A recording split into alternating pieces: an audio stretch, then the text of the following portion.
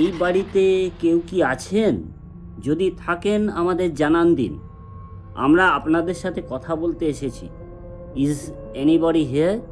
আমরা জানি আপনি আমাদের আশেপাশেই আছেন, আমাদের আহ্বানে সাড়া দিন। অম্লান, কিছু বুঝতে পারছিস? রুম টেম্পারেচার কেমন ড্রপ করছে?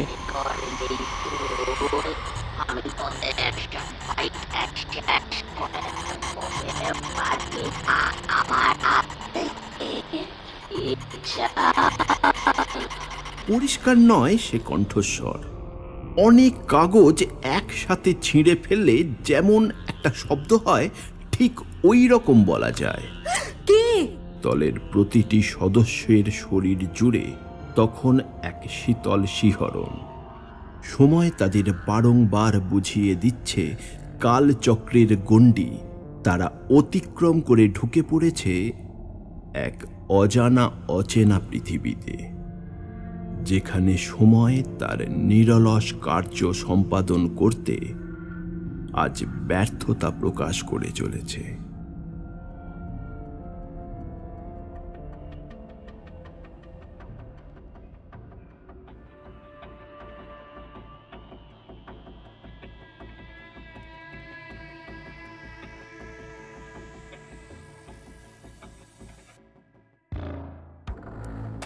আপনারা শুনছেন প্রেত গবেষক বা প্যারানর্মাল রিসার্চার উজ্জ্বল গুপ্তের কলমে সত্য ঘটনা অবলম্বনে এক হাড় হিম করা প্রেত অভিযানের গল্পরূপ আতঙ্কের একটি রাত। শ্রেষ্ঠ বাঙালি পুরস্কারপ্রাপ্ত সত্য সন্ধানী উজ্জ্বল গুপ্ত বারবার ছুটে গেছেন মরণের পরের রহস্যকে খুঁজে পেতে। প্রেত লোকে সংযোগ স্থাপন করেছেন বারংবার। নিজের জীবনের ঝুঁকি নিয়ে সাক্ষী থেকেছেন অপ্রাকৃতিক ঘটনাসমূহের। শুরু হচ্ছে অভিশপ্ত অশ্বমেধের পরিচালনায় নির্ভীক বাঙালি তরুণ উজ্জ্বল গুপ্তের কলমে তার অভিযানের গল্পরূপ আতঙ্কের একটি রাত।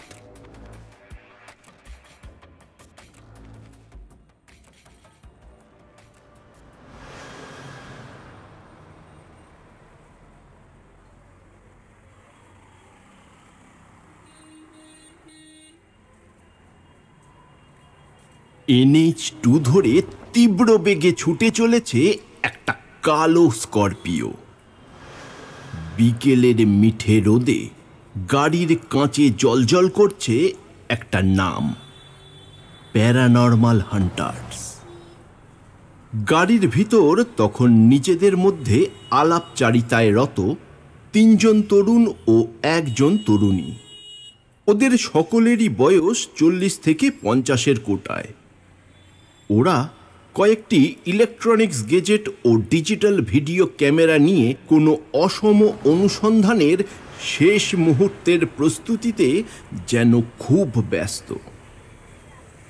এই দলের সদস্যরা হলেন অম্লান, বিনোদ, সংযুক্তা ও দেবব্রত।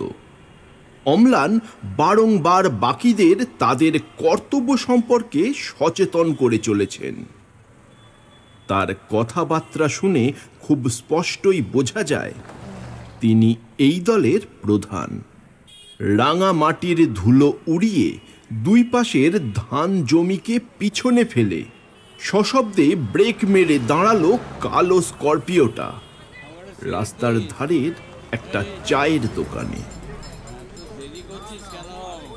চায়ের দোকানে বৈকালিক মজলিস ত্যাগ করে উৎসাহিত উন্মুখ লোকজন দেখতে পান ওই গাড়ি থেকে নেমে তাদের দিকেই আগত তিনজন তরুণ ও একজন তরুণী। দাদা, আমাদের 4টে চা দেবেন তো? কথাটা বলে ওঠে সংযুক্তা, যেন চায়ের দোকানের মজলিসে একাত্ম হয়ে কোনো তথ্য আদায়ের চেষ্টা করছে সে। সংযুক্তা ফিরতি কিছু বলে ওঠার আগে চায়ের দোকানের চা পান করতে করতে একজন ভদ্রলোক আগত আগন্তুক দলকে উদ্দেশ্য করে বলে ওঠেন, আপনারা কোথায় যাবেন আর কোথা থেকেই বা আসছেন? আপনাদের এই এলাকায় তো আগে কখনো দেখিনি। বুড়ো লোকটির কৌতূহলের পরিসমাপ্তি ঘটল কিছুক্ষণ পরেই। আচ্ছা, এটাই তো দুবরাজপুর, কি তাই তো? আসলে আমরা আসছি কলকাতা থেকে, যাব কুসুমডাঙ্গা গ্রামে গণেশ ঘোষের সাথে দেখা করতে। বলতে পারেন এই গণেশ ঘোষের বাড়িটা আর কত দূর আছে? বলে ওঠে দলের এক সদস্য দেবব্রত। তার কাঁধে ঝোলানো ডিজিটাল ভিডিও ক্যামেরা দেখে ভদ্রলোকটি একটু ইতস্তত করেই বলে ওঠেন, কি ব্যাপার বলুন তো?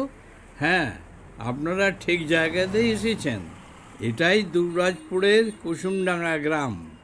কিন্তু গণেশের বাড়ি যাবেন, কিছু হয়েছে? আরে না না, কিছু হয়নি দাদা, আসলে ওনার সাথে আমাদের কিছু দরকার আছে, এই যা। সামান্য হাস্য মুখে বলে ওঠে বিনোদ বাসু। এতক্ষণ ধরে তাদের আলাপচারিতা শুনছিল চায়ের দোকানের বাকি কিছু লোকজন। তাদের ভিতর থেকে একজন বলে ওঠেন, কি ব্যাপার বলুন তো দাদা? আপনারা গণেশদার বাড়ি যাবেন বলছেন, শহর থেকে আসছেন, কাঁধে ক্যামেরা। কই, গণেশদার বাড়িতে তো কোনো বিয়ে থা লাগেনি। তবে আবার আপনাদের গাড়ির সামনে প্যারানর্মাল কি যেন একটা লেখা, সাথে মানুষের মাথার খুঁড়ির ছবি। কি ব্যাপার বলুন তো দাদা? দেখতে দেখতে চায়ের দোকানটির পরিবেশ যেন কেমন রহস্যভূত হয়ে উঠল। সত্যিই তো, চারজন মানুষ, এক গাদা ইলেকট্রনিক্স গেজেট তাদের সাথে। তারা আবার কলকাতার মতো শহর থেকে এই প্রত্যন্ত গ্রামে এসে গণেশ ঘোষের মতো একজন লোককে এই বিকেল বেলায় খোঁজ করছে। আবার তারা যে গাড়িতে এসেছে তাতে আবার অতি প্রাকৃতিক চিহ্ন। এরই মধ্যে তাদের আলাপচারিতায় ছেদ ঘটিয়ে চায়ের দোকানদারটি বলে ওঠে, দিদিমণি, আপনাদের 4টে চা, এই নিন। চায়ের ভাঁড়ে চুমুক দিতে দিতে এই ঘনীভূত জিজ্ঞাসিনু পরিস্থিতিকে সামলাতে অম্লান, যে এই দলের মূল পাণ্ডা, সে এগিয়ে এসে বলল, আপনারা যা ভাবছেন সেরকম কিছুই নয়। দাঁড়ান, আপনাদের আমি পুরো ব্যাপারটা বুঝিয়ে বলছি। আমি অম্লান, ও সংযুক্তা, ও দেবব্রত, আর ও হচ্ছে বিনোদ। আমরা কলকাতা থেকে আসছি, যাব কুসুমডাঙ্গা গ্রামের গণেশ ঘোষের বাড়ি। উনি আমাদের ফোন করে ডেকেছিলেন। আচ্ছা, কুসুমডাঙ্গা প্রাথমিক বিদ্যালয়ের ব্যাপারটা কি বলুন তো? উনি ফোন করে বললেন যে ওখানে নাকি কী সব ভৌতিক উপদ্রব হচ্ছে। হ্যাঁ, হচ্ছে তো। ভয়ে আমরা আমাদের বাচ্চাদের স্কুলে পাঠাতে পারছি না। কিন্তু আপনারা ওখানকার ব্যাপারে জানতে চাইছেন কেন বলুন তো? আপনারা কি ওঝা নাকি তান্ত্রিক? না না, আমরা তান্ত্রিক বা ওঝা কোনোটাই নই। তাহলে শুনুন, আমরা হলাম প্রেত অনুসন্ধানকারী দল। কোথাও যদি প্রেত বা আত্মা বা আপনারা যাকে ভূত বলে থাকেন, আদৌ তেনারা কি আছেন কি নেই সেটাই অনুসন্ধান করে বেড়াই। আর আমাদের সাথে যা ইলেকট্রনিক সরঞ্জাম দেখছেন তার দ্বারা আমরা বুঝতে পারি তাদের উপস্থিতি, তারা কি চায়। হো হো করে এক গালে হেসে চুপ করে চা পান করতে থাকা সংযুক্তা বলে ওঠে, তাতে আপনাদের লাভ? গণেশ টাকা পয়সা দেবে বলেছে নাকি? দ্বিতীয় ভদ্রলোকের কথা শেষ হতে না হতেই বিনোদ বলে ওঠে, এখানে টাকা পয়সার কথাই আসে না। আর লাভ, মৃত্যুর পর কি হয় এই অনুসন্ধান করাটাই আমাদের লাভ, এটাই আমাদের কাজ। এবার একটু বলুন তো, কি ব্যাপার ওই স্কুল বাড়িতে? এবার যেন আগন্তুক দলটির আগমনের কারণ জানতে পেরে চায়ের দোকানটির উৎসাহিত জনতা সমূহ একটু ক্ষান্ত হলো। প্রথম ভদ্রলোকটি বলতে শুরু করলেন কুসুমডাঙ্গা প্রাথমিক বিদ্যালয়ের ইতিহাস। এই তো মাস 6 হলো এই বিপত্তির সূত্রপাত। তার আগে তো সব দিব্যি চলছিল। এই প্রাথমিক বিদ্যালয়টিতে পড়ে আমরাও তো বড় হয়েছি। কই, তখন তো কোনো সমস্যা ছিল না। যত সমস্যা শুরু হলো ওই স্কুলের অমৃতা দিদিমণির হঠাৎ অকাল মৃত্যুতে। বলা নেই কওয়া নেই, হঠাৎ করে তিনি সুইসাইড করলেন। কেন করলেন, কি সমস্যা ছিল, কোনো কিছুই বোঝা যায়নি। প্রথম ভদ্রলোকটি বলে চললেন কুসুমডাঙ্গা প্রাথমিক বিদ্যালয়ে ঘটে চলা কিছু অলৌকিক কার্যকলাপের কথা। কুসুমডাঙ্গা গ্রামের লোকেদের মতে অমৃতা দিদিমণির এই রকম হঠাৎ অকাল মৃত্যুর পর থেকে কোনো বাচ্চা ক্লাস চলতে চলতে হঠাৎই যন্ত্রণায় চিৎকার করে ওঠে।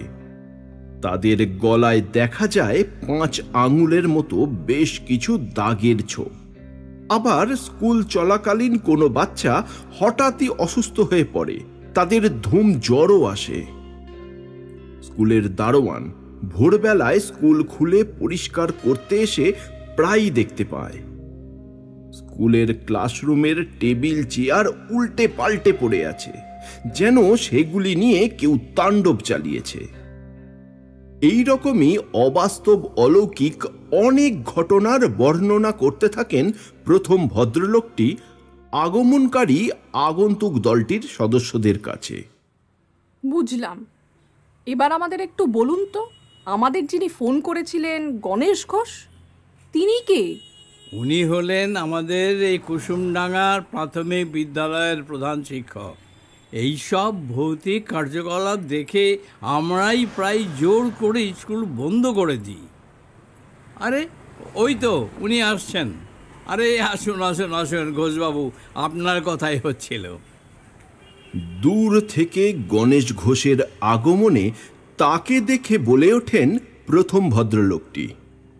গণেশবাবুর সাথে আগত আগন্তুক দলটির পরিচয় বিনিময় পর্ব শেষ হলে আগন্তুক দলটি তার মুখ থেকে প্রাথমিক স্কুলে ঘটে চলা একের পর এক ঘটনার পুঙ্খানুপুঙ্খ বিবরণ শোনে এবং তারা স্থির করে সেই দিনই রাতেই তারা ওই অভিশপ্ত প্রাথমিক বিদ্যালয়ে প্রবেশ করবে এবং তাদের যাবতীয় কার্যকলাপ শুরু করবে। দেখতে দেখতে ঘড়িতে তখন বিকেল 5:30। গ্রামের অন্ধকার বোধহয় একটু তাড়াতাড়ি নামে। দূর আকাশের পানে ডুব দেওয়া সূর্য তার শেষ আলোক রশ্মি দিয়ে জানান দিয়ে যাচ্ছে রাতের আঁধারের অশুভ সূচনার। Let's go. অনেকক্ষণ সময় আমরা ইতিমধ্যে নষ্ট করে ফেলেছি, আর টাইম লস করা যাবে না। গণেশবাবু, আপনি আমাদের সঙ্গে চলুন, আর দূর থেকে দেখিয়ে দেবেন স্কুল বাড়িটা, তারপর বাড়ি চলে যাবেন। আর হ্যাঁ, গ্রামের লোকেদের বলে দেবেন যাতে আজ রাতে ওখানে আমরা কি করছি কেউ যেন দেখতে না যায়, বুঝলেন? বেশ দৃপ্ত কণ্ঠে বলে উঠল দলের পাণ্ডা অম্লান। তার কথা মতো দলের বাকিরা এবং গণেশবাবু গাড়িতে উঠে বসলেন। তাদের গাড়ি এগিয়ে চলল সেই অভিশপ্ত প্রাথমিক বিদ্যালয়ের দিকে। গাড়িতে অবস্থিত প্রতিটি মানুষ তাদের নিজ নিজ সরঞ্জাম শেষবারের মতো পরীক্ষা করে নিচ্ছেন। গণেশবাবু বিদ্যালয় ও অমৃতা দিদিমণির সম্পর্কে সমস্ত ইতিহাস ও তথ্য পাখি পড়ানোর মতো বোঝাতে লাগলো গাড়িতে উপস্থিত বাকিদের। বেশ কিছুক্ষণ গাড়ি চলার পর গণেশবাবুর দেখানো একটি স্থানে গাড়ি যখন থামল তখন সন্ধ্যে 6:15। গাড়ি থেকে নেমে গণেশবাবু আঙুল তুলে দেখিয়ে দিলেন অনতি দূরে অন্ধকারে ঘাপটি মেরে দৈত্যের ন্যায় দাঁড়িয়ে থাকা সেই অভিশপ্ত বিদ্যালয়টিকে। সেই স্থান থেকে তার বিদায় নেওয়ার পর গাড়ি ধীরে ধীরে এগিয়ে চলল প্রাথমিক বিদ্যালয়ের সন্নিকটে। অনুসন্ধানকারী দলটির গাড়ি এসে থামল প্রাথমিক বিদ্যালয়ের ঠিক মেন গেটের সামনে। গাড়ির হেডলাইটের আলোয় বিদ্যালয়টির যেটুকু অংশ রাতের অন্ধকারে দেখা যায় তা অতীব সামান্য। গাড়ির হেডলাইট নিভিয়ে ওরা সকলে বেরিয়ে এলো গাড়ি থেকে। মাত্র মাস 6 আগেকার ঘটনা। এখানে সূর্যের দিবালোকে খেলা করে বেড়াতো কত কচি প্রাণ। তাদের হাসি, খেলা, বিদ্যালয়ের ঘণ্টার শব্দ, সুর করে ছড়া মুখস্থ করার অভ্যাস। আজকের এই অভিশপ্ত বিদ্যালয়টি তখন ছিল বেশ প্রাণবন্ত। কিন্তু আজ এই মেষ কালো গাঢ় অন্ধকারে কেমন একটা যেন ভয়ের আবেশ। সে ভয়ের কোনো আকৃতি বা রূপ নেই। হৃৎস্পন্দন বাড়িয়ে শরীর জুড়ে শীতল শিহরণ বুঝিয়ে দেয় তাঁদের অস্তিত্ব।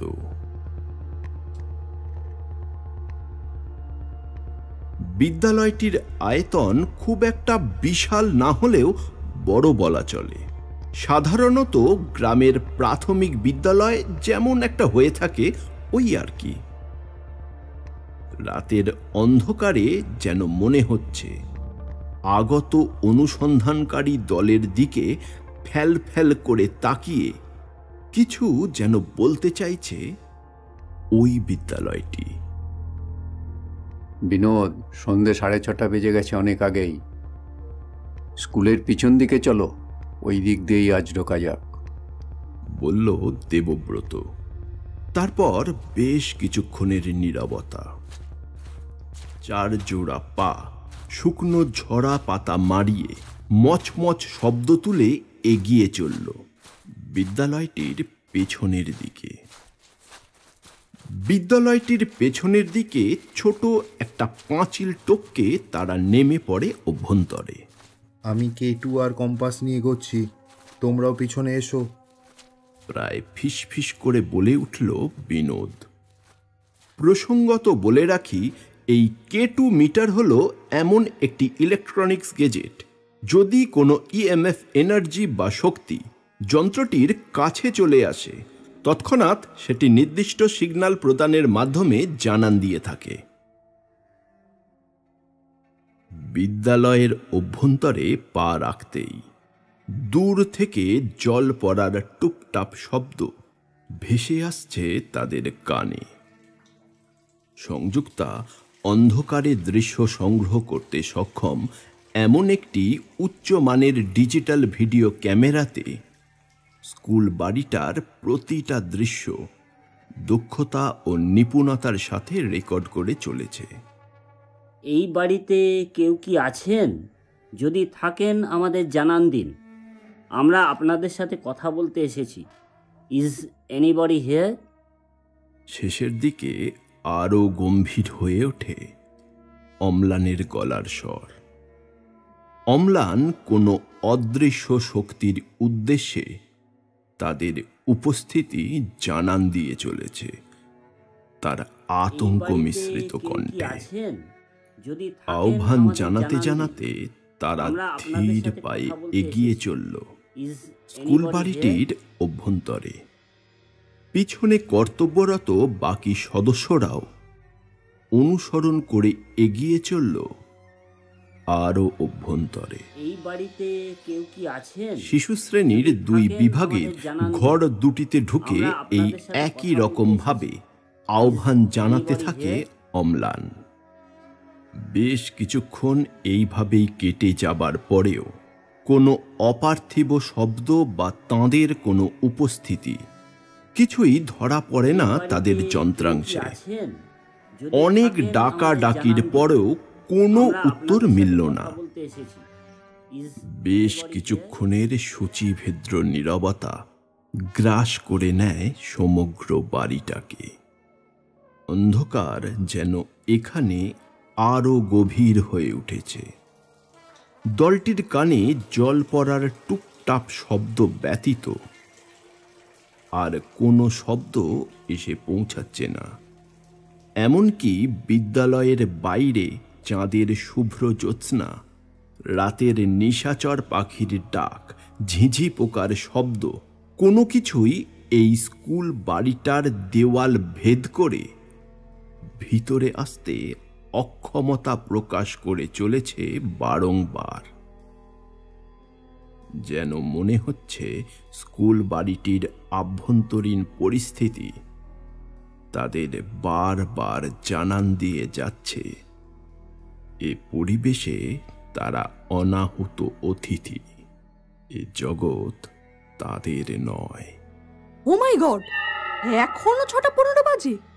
6:15-তে তো আমরা স্কুল বাড়িটার গেটের কাছে ছিলাম। এই দেখো তো তোমাদের ঘড়িটা ঠিক চলছে কিনা। নিজের হাত ঘড়ি দেখে হঠাৎই চমকে ওঠে সংযুক্তা।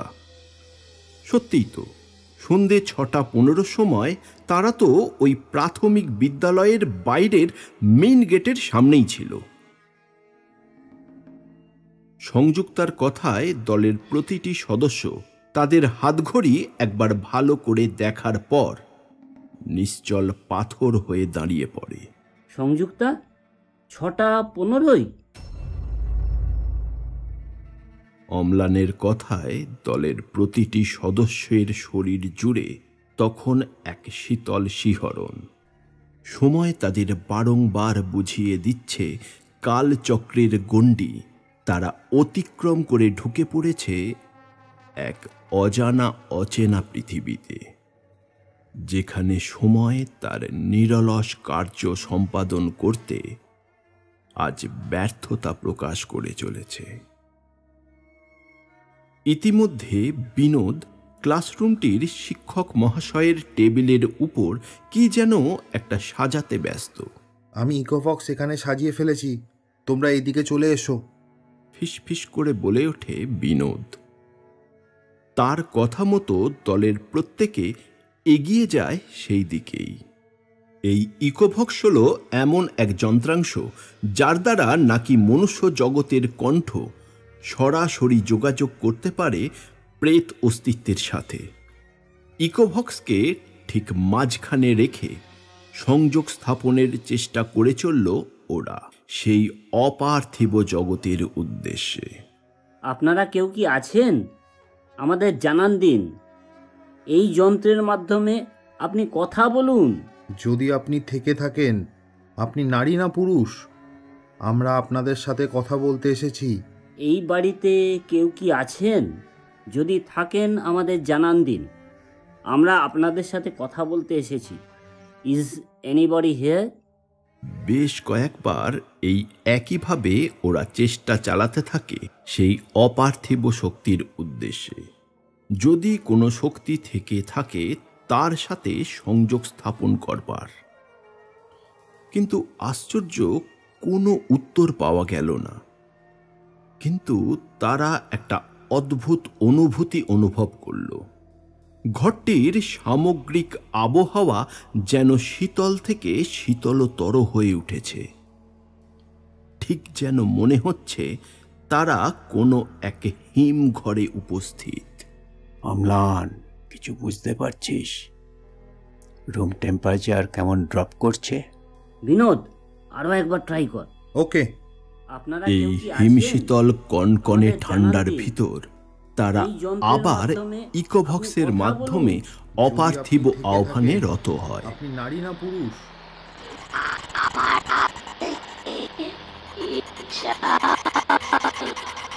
কেমন একটা ফ্যাঁস ফ্যাঁসে গলায় একটা কণ্ঠস্বর ভেসে এলো যন্ত্রটির থেকে। পরিষ্কার নয় সে কণ্ঠস্বর। অনেক কাগজ একসাথে ছিঁড়ে ফেললে যেমন একটা শব্দ হয়, ঠিক ওই রকম বলা যায়। এক আতঙ্কিত কণ্ঠে চাপা আর্তনাদ করে ওঠে সংযুক্তা। এতক্ষণ সে নিপুণ হাতে তাদের প্রতিটা কার্যকলাপের প্রতিটা দৃশ্য রেকর্ড করে চলছিল। সংযুক্তা, সংযুক্তা, কি হলো? তুমি ওকে তো? তুমি কি কিছু দেখতে পেয়েছো? আমি দেখলাম একটা হালকা ধূসর অবয়ব ঠিক বিনোদের পিছনে দাঁড়িয়ে। ওই যখন ইকোবক্স থেকে শব্দটা বের হলো, ঠিক তখনই। চরম উত্তেজনা নিয়ে কথাটা বলল সংযুক্তা। ওয়ান্ডারফুল! দেবব্রত, এল রড নিয়ে তৈরি থাকো। সংযুক্তা, স্টেডি হও। বিনোদ, ইকোবক্স তুমি সামলাও, আমি কেটু নিয়ে আসছি।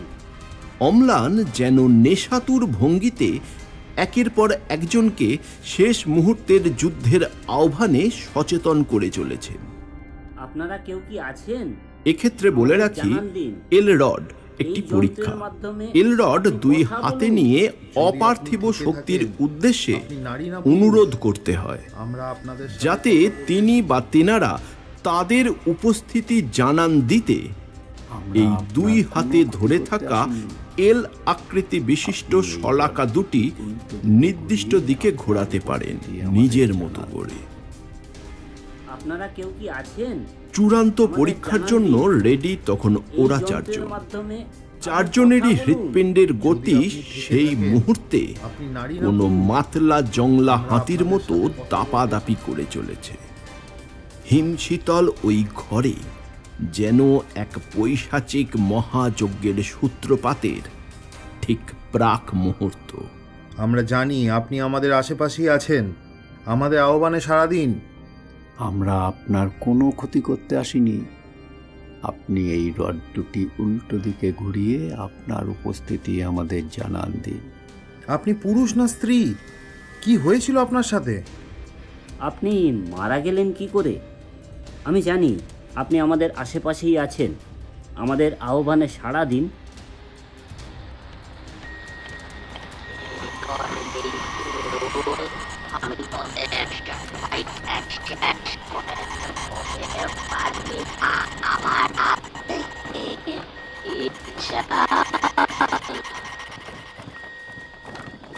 অদ্ভুতভাবে ঘরের ভিতর ইকোভক্সে রাখা ডেস্কটা থরথর করে কাঁপতে শুরু করলো। চেয়ার টেবিলগুলো সশব্দে নিজেদের ভিতর মাথা ঠোকাঠুকি করে চলেছে, যেন প্রবল ভূমিকম্পের সূচনা সারা ঘর জুড়ে এক অপার্থিব আগমনের জানান দিয়ে যাচ্ছে। এলরডের দুটি শলাকা একবার সোজা একবার উল্টো হচ্ছে। অম্লানের হাতে থাকা কেটু যন্ত্রাংশ তীব্র থেকে তীব্রতর আলো বিকিরণ করছে।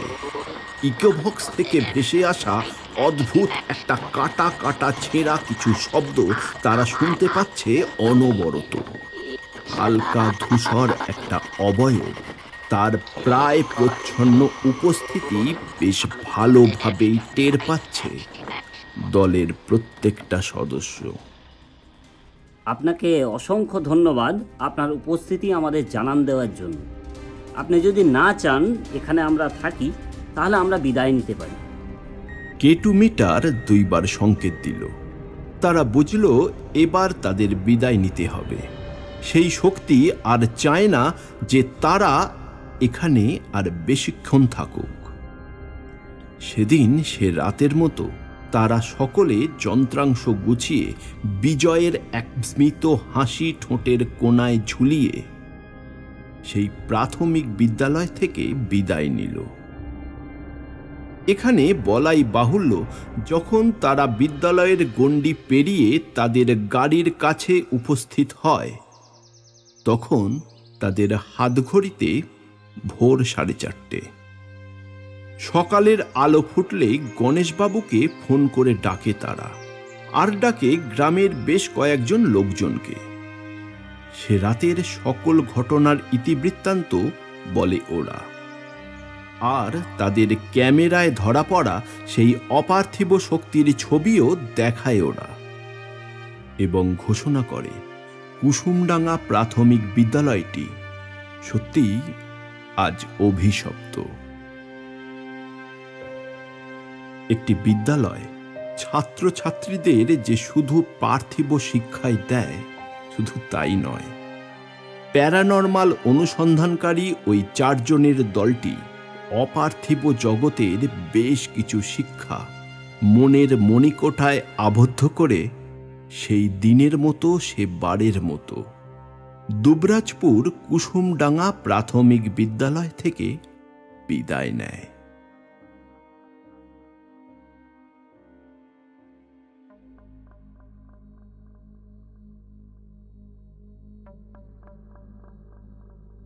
আমাদের গল্প ও পরিবেশনা যদি আপনাদের ভালো লেগে থাকে, অভিশপ্ত অশ্বমেধ এই চ্যানেলটিকে সাবস্ক্রাইব করে আমাদের পাশে থাকুন।